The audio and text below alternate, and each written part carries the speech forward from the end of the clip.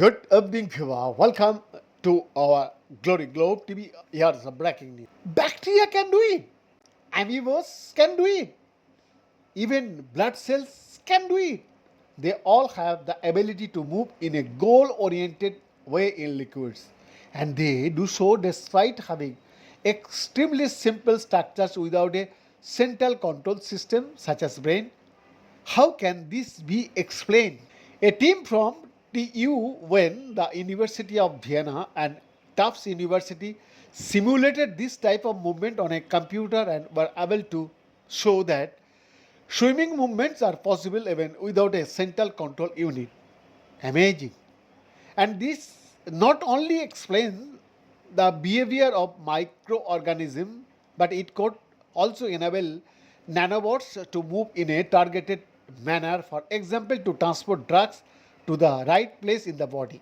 Simple microorganism can be imagined as being composed of several parts, a bit like a string of pearls, says Benedict Hard from the Institute of Theoretical Physics at the TU Wayne and the Allen Discovery Center at Tufts University, lead author of the current study published in Communication Physics. The individual parts can move relative to each other. We wanted to know under what circumstances does this result in a movement that causes the entire organism to move in a desired direction. Yeah, this is relatively simple if there is a central control system, something like a brain or at least a nerve center. Such a center can issue specific commands to the individual parts, and it is easy to understand how this can result in coordinated movement. But a single celled organism naturally has no nerve cell, no central processing system that could issue compounds. How is it possible?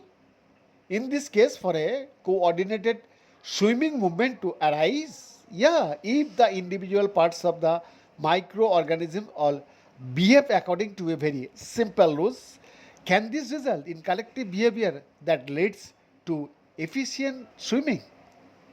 We have this exclusive report.